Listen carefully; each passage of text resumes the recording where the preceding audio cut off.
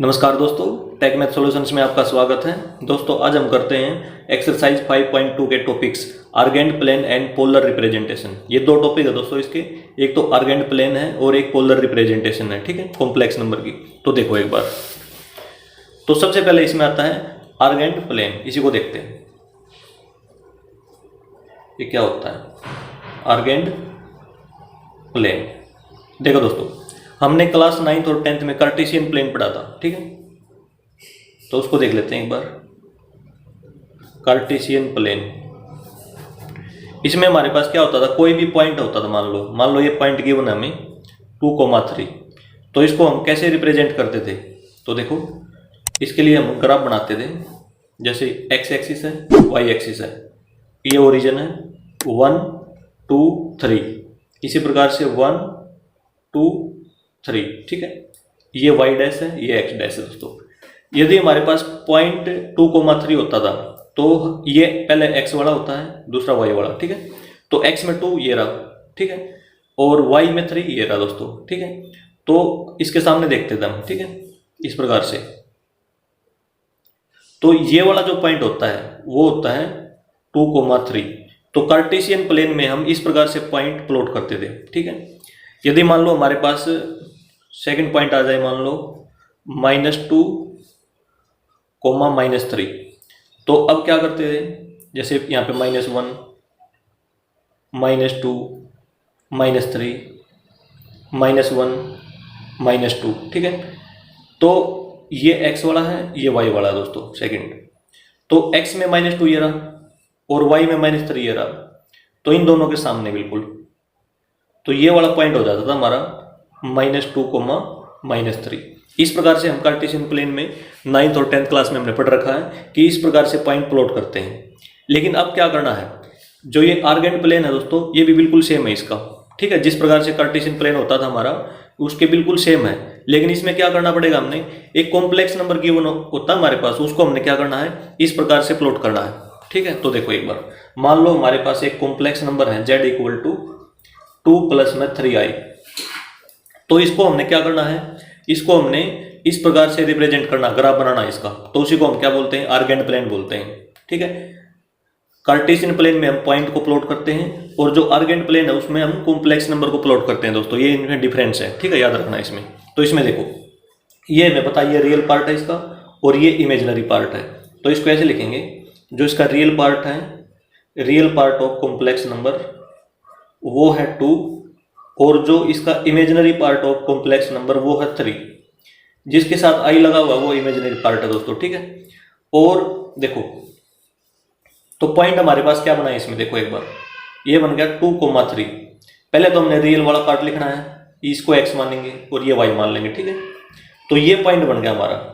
तो ये पॉइंट आप डायरेक्ट कॉम्प्लेक्स नंबर से भी निकाल सकते हो, पहले इसको लिख दो फिर इसको लिख दो, ठीक है। x वाला पार्ट ये है, y वाला पार्ट ये है।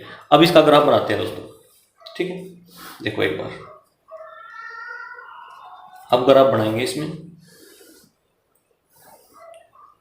ये ओरिजिन है और जो ये x एक्सिस है ना दोस्तों, इसको हम क्या बोलेंगे इसमें आर्गेंट प्लेन में, इसको बोलेंगे रियल एक्सिस, ठीक है, इसको बोलेंगे रियल एक्सिस। और जो y वाला एक्सिस है इसको बोलेंगे इमेजिनरी एक्सिस, इमेजिनरी एक्सिस, ये हो गया दोस्तों, ठीक है। याद रखना, x वाले को रियल एक्सिस और y वाले को इमेजिनरी एक्सिस, ये हम आर्गेंट प्लेन के लिए कॉम्प्लेक्स नंबर को रिप्रेजेंट करेंगे इसमें, ठीक है। तो इसमें देखो दोस्तों, अब हमारा पॉइंट निकला है यहाँ से, ठीक है, रियल पार्ट तो 2 है, ये रियल पार्ट है, ये इसका इमेजिनरी पार्ट है 3, तो हमने लिख लिया। तो इसका मतलब पॉइंट क्या बन गया, 2,3 बन गया दोस्तों। तो इसमें देखो 1 2 3, 1 2 3, तो 2 ये है और 3 ये है, ठीक है।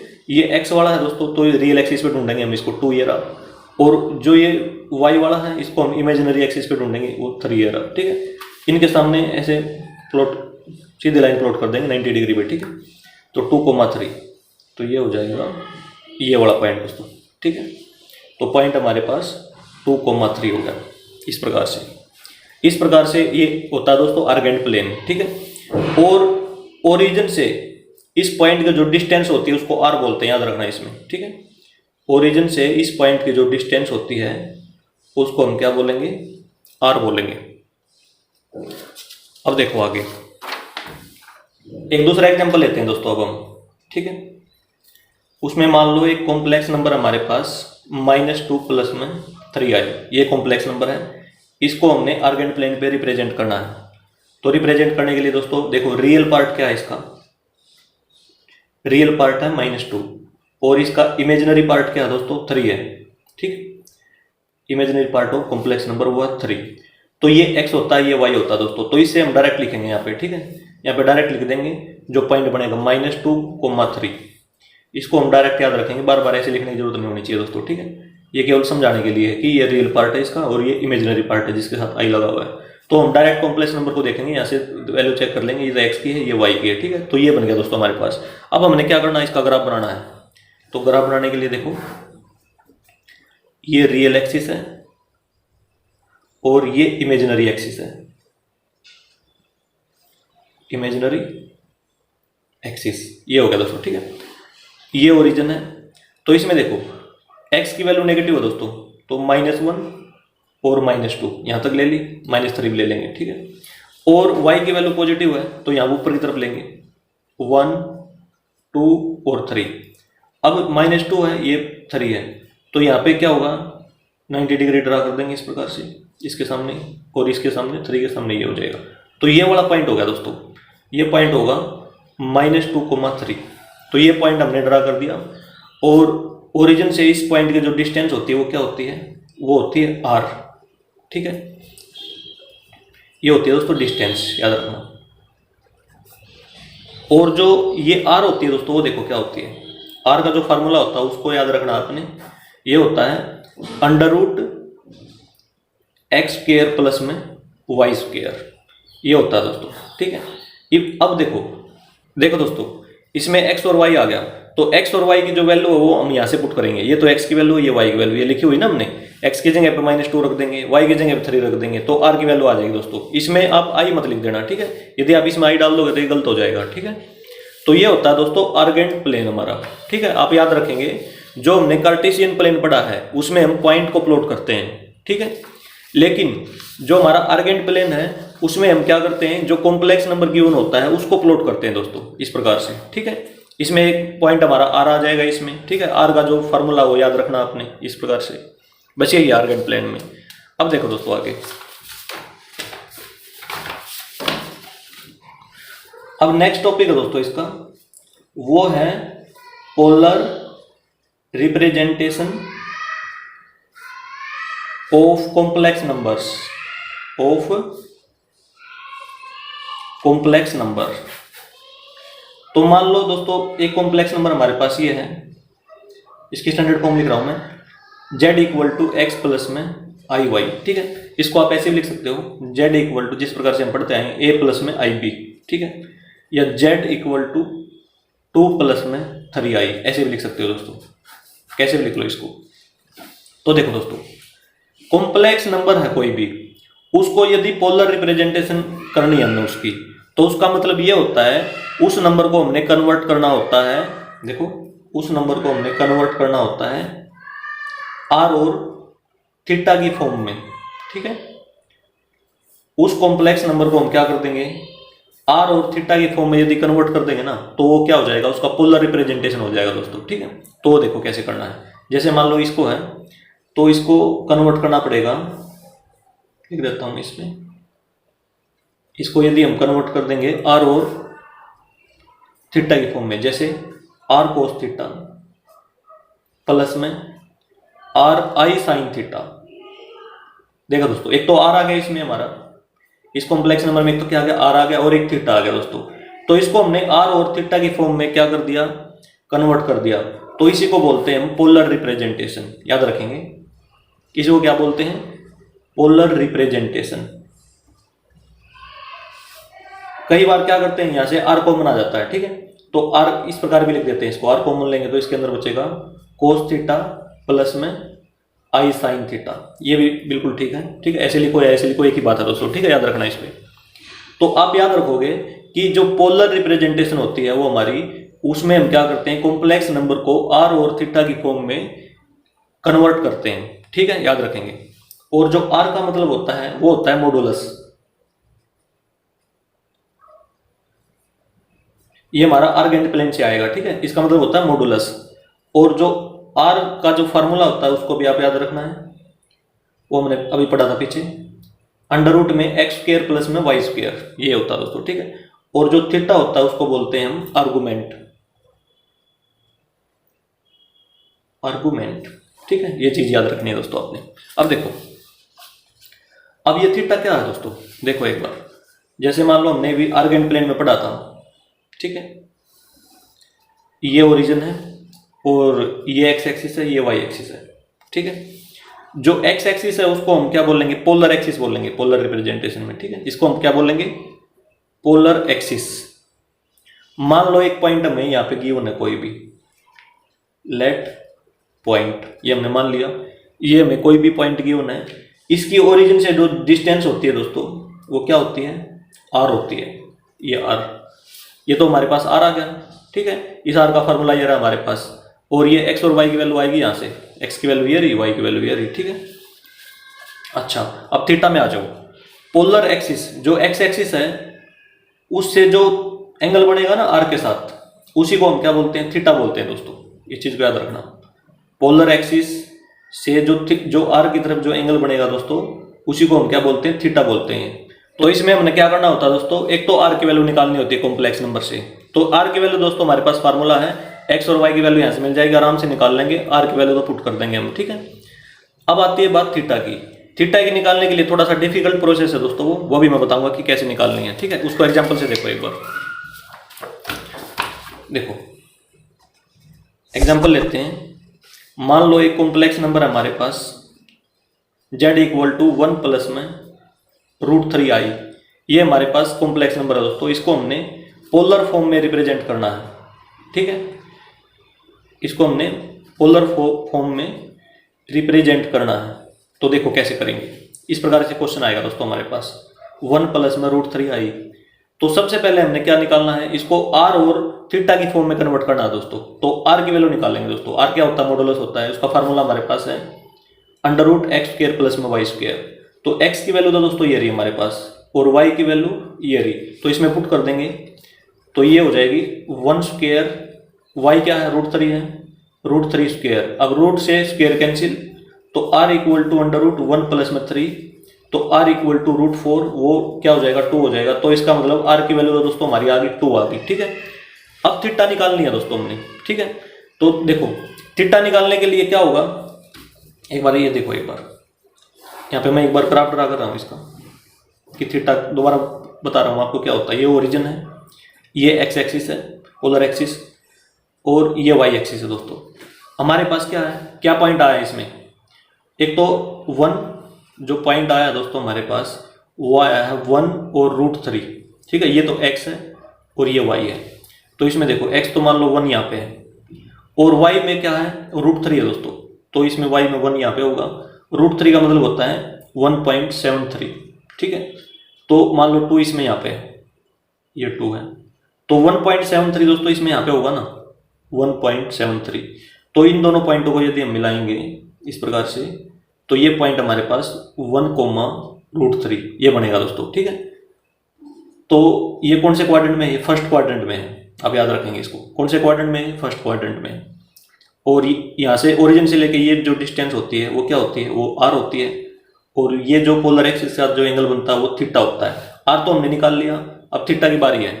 याद रखना आप, थीटा निकालने के लिए आपको अल्फा की जरूरत होती है, ठीक है। किसकी जरूरत होती है, अल्फा की। अब देखो दोस्तों, जो अल्फा का जो फार्मूला है वो आपने याद रखना है, वो होता है tan इनवर्स मोड में y/x, ठीक है। मोड के अंदर है दोस्तों। मोड का मतलब ये है, यदि मान लो इसकी वैल्यू नेगेटिव आई, मान लो -2 वैल्यू आ गई इसकी, और इसके ऊपर हमने मोड लगा दिया, तो इसका जो आंसर आएगा वो प्लस में आएगा, हमेशा पॉजिटिव आएगा, ठीक है। तो इसका मतलब ये है दोस्तों। तो आप ये फार्मूला जरूर याद रखेंगे, ठीक है। थीटा निकालने के लिए आपने अल्फा का फार्मूला जरूर याद रखना दोस्तों, ठीक। तो अब देखो, अब x और y की वैल्यू हम यहाँ पे पुट करके और tan इनवर्स का फार्मूला लगा के दोस्तों अल्फा की वैल्यू निकाल लेंगे। मान लो अल्फा की वैल्यू आ गई पाई अपॉन में 3। इसको मैं सोल्व करना दोस्तों आपको क्वेश्चन में सिखाऊंगा। आप केवल ये मान कर चलो कि जो अल्फा है, जो इसको सोल्व करने के बाद हमारी जो अल्फा आया वो कितना आया है, पाई अपॉन में 3 आया है। ठीक है, तो ये मान लिया आपने। अब देखो, अब थीटा की वैल्यू क्या होगी दोस्तों, तो अब ध्यान दो इसमें। जैसे मान लो हमारे पास क्वाड्रेंट होते हैं, क्वाड्रेंट बनाऊंगा मैं। ये फर्स्ट क्वाड्रेंट है, ये सेकंड है, ये थर्ड है, ये फोर्थ क्वाड्रेंट है दोस्तों। ये हमने क्वाड्रेंट बना लिए। तो आपने याद रखना दोस्तों, क्योंकि देखो ये जो पॉइंट था हमारा वो कौन से क्वाड्रेंट में है, क्योंकि दोनों हमारे प्लस प्लस है इसमें। ठीक है, ये भी पॉजिटिव है, ये भी पॉजिटिव है, तो इसका मतलब ये फर्स्ट क्वाड्रेंट में है दोस्तों। जब जो हमारा कॉम्प्लेक्स नंबर है वो फर्स्ट क्वाड्रेंट में आए, तो उसका मतलब जब थीटा की वैल्यू क्या होगी, थीटा इक्वल टू अल्फा। याद रखेंगे दोस्तों, यदि मान लो जो कॉम्प्लेक्स नंबर दिया हुआ है हमें, यदि उसके जो पॉइंट है वो फर्स्ट क्वाड्रेंट में आए, तो थीटा इक्वल टू अल्फा होता है। अल्फा हमारा यह था, तो इसका मतलब थीटा भी क्या हो जाएगा, पाई अपॉन में 3 हो जाएगा दोस्तों। ठीक है, अच्छा अब सेकंड क्वाड्रेंट में आ जाओ दोस्तों। मैं इसको यहाँ लिख भी देता हूँ। यदि फर्स्ट क्वाड्रेंट में आए, फर्स्ट क्वाड्रेंट में दोनों पॉइंट क्या होंगे, एक्स भी पॉजिटिव होगा। ठीक है, एक्स पॉजिटिव और वाई भी पॉजिटिव दोस्तों, ये लिख दिया मैंने यहाँ पे। ठीक है, फर्स्ट क्वाड्रेंट में, और थीटा क्या होगा, अल्फा के इक्वल होगा। अब सेकंड क्वाड्रेंट में आ जाओ। सेकंड क्वाड्रेंट में क्या होता है दोस्तों, सेकंड क्वाड्रेंट में ये पहले वाला तो नेगेटिव होता है, दूसरे वाला पॉजिटिव। पहले वाले का मतलब ये है कि एक्स तो नेगेटिव होगा और वाई पॉजिटिव होगा। इसमें एक्स ये है, वाई है दोस्तों। एक्स पहले वाला होता है हमेशा और वाई दूसरे वाला होता है। ठीक है, तो जो सेकंड क्वाड्रेंट है उसमें क्या होगा, एक्स तो नेगेटिव होगा और वाई क्या होगा, वाई पॉजिटिव होगा दोस्तों। ठीक है, मैंने यहाँ पे लिख दिया। तो उस केस में क्या होगा दोस्तों, उस केस में आप याद रखेंगे theta equal to pi minus में अल्फा होगा। ठीक है, जैसे मान लो अल्फा की वैल्यू ये आ गई थी और मान लो ये होता हमारा सेकंड क्वाड्रेंट में, तो थीटा क्या होता, पाई माइनस में पाई अपॉन में 3 हो जाता दोस्तों। ठीक है, तो ये फार्मूला याद रखेंगे, ये याद रखेंगे, ये याद रखेंगे। ठीक है, अब आती है थर्ड और फोर्थ क्वाड्रेंट की। थर्ड क्वाड्रेंट में जो पॉइंट होते हैं वो माइनस और माइनस होते हैं, मतलब पहला भी एक्स भी नेगेटिव और वाई भी नेगेटिव दोस्तों। ठीक है, मान लो एक्स नेगेटिव होता है यहाँ पे, वाई नेगेटिव होता। ठीक है, तो वो थर्ड क्वाड्रेंट में आता। तो थर्ड में आपने केवल ये करना है कि इसके सामने क्या लगा दो, बस माइनस का साइन लगा दो। ठीक है, इसको याद रखने की जरूरत नहीं, वैसे ही क्या करोगे, इस पर माइनस लगा दो। जैसे थीटा इक्वल टू माइनस में पाई माइनस में अल्फा, ये हो गया दोस्तों। ठीक है, अब फोर्थ में आ जाओ दोस्तों। फोर्थ में क्या होता है, एक्स तो पॉजिटिव होता है और वाई नेगेटिव होता है। मान लो ये तो पॉजिटिव होता है और ये नेगेटिव होता है, तो फोर्थ में आता। तो उस केस में क्या होता है दोस्तों, थीटा इक्वल टू इसके सामने क्या लगा दो, माइनस का साइन लगा दो, बस ये ऐसे याद रखना दोस्तों। ठीक है, इस प्रकार से, तो ये याद रखना दोस्तों। तो इसमें मैं लिखता हूँ थर्ड क्वाड्रेंट में क्या होगा, थर्ड क्वाड्रेंट में एक्स तो नेगेटिव होगा और वाई भी नेगेटिव होगा। फोर्थ क्वाड्रेंट में दोस्तों एक्स तो पॉजिटिव होगा और वाई नेगेटिव होगा। ठीक है, ये हो गया दोस्तों, ये लिख दिए। आप ऐसे याद रखो या ऐसे याद रखो, आप ऐसे भी याद रख सकते हो दोस्तों कि मान लो दोनों प्लस प्लस आए, तो उस केस में ये फार्मूला याद रखो डायरेक्ट। ठीक है, यहाँ से देख लो प्लस प्लस आए, या क्वाड्रेंट के हिसाब से कर लो आप, आपकी मर्जी है कि कौन से क्वाड्रेंट में। मान लो फर्स्ट क्वाड्रेंट में है तो ये फार्मूला याद रखो, सेकंड में है तो ये वाला फार्मूला याद रखो, थर्ड में है तो ये वाला फार्मूला, फोर्थ में है तो ये वाला फार्मूला दोस्तों। ठीक है, आपकी मर्जी है, कैसे भी याद रखो आप इसको। ठीक है, तो अब देखो दोस्तों, आगे देखो। आर की वैल्यू दोस्तों हमारी 2 आ गई इसमें। ठीक है, और जो अल्फा है ना वो कितना आ गया, वो पाई अपॉन 3 आ गया दोस्तों। ठीक है, पाई अपॉन में 3 यहाँ पे लिया था ना हमने, पाई अपॉन 3 मान लिया था। तो अब इसको हम क्या करेंगे, इसको पोलर रिप्रेजेंटेशन करेंगे दोस्तों इसकी।